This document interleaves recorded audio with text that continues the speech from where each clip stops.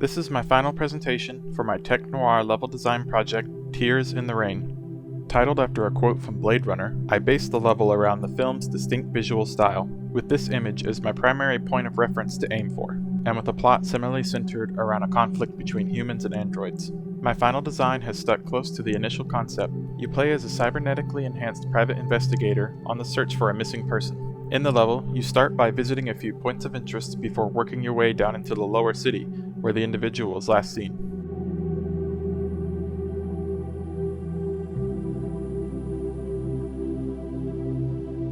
Everything you see was put together using various assets on the Unreal Engine marketplace. I will be including full credits in the description and at the end of the video. You start off in your investigations office, with your first lead being an android repair shop the missing person frequently visited. After a quick look at your case notes, you'll head out into the rainy yet sleepless city night.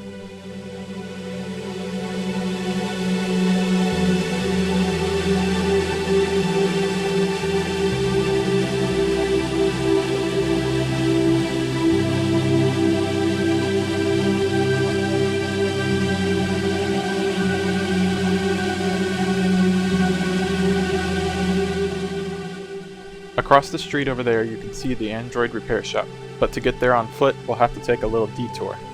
Since the last progress report, I've increased the number of fully animated NPCs, most of them being destitute androids and humans alike.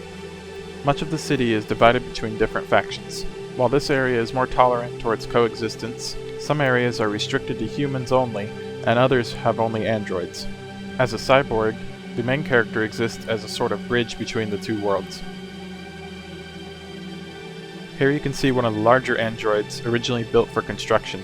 I wanted the streets to also feel just a little bit alien and magical, and so these androids are kind of like seeing a modern giant. We'll have to cross the street here, jumping from car to car to move forward. One of the challenges I had was in getting the colliders on some of these assets to work well with the player character, in addition to ensuring I didn't overtax the GPU while adding all the additional complex lighting. Here you can see a building saying humans only, as it is occupied by a so-called human supremacist group called Humanity Front, as a little nod to a group from the Deus Ex video game series.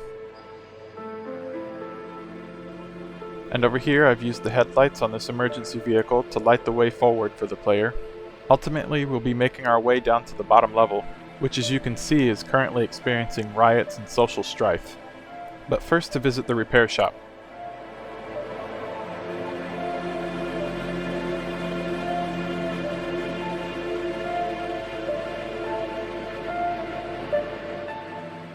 I've titled the repair shop Electric Sheep as another reference to the original novel Blade Runner was based on.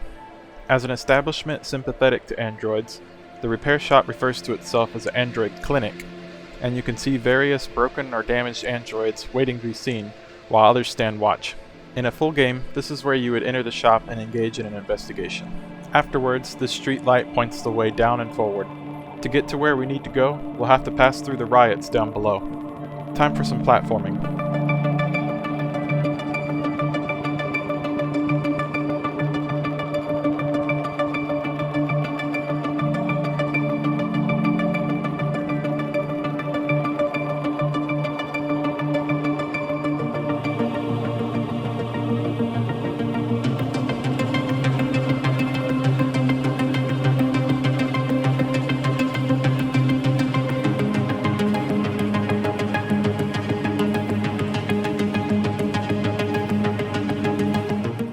Here you can see a crowd of human separatists confronting a crowd of androids and android sympathizers.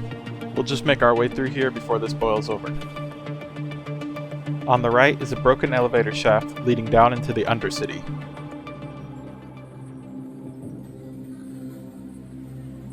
Down here, things are quieter, but not any safer, as you'll encounter deranged humans and androids alike.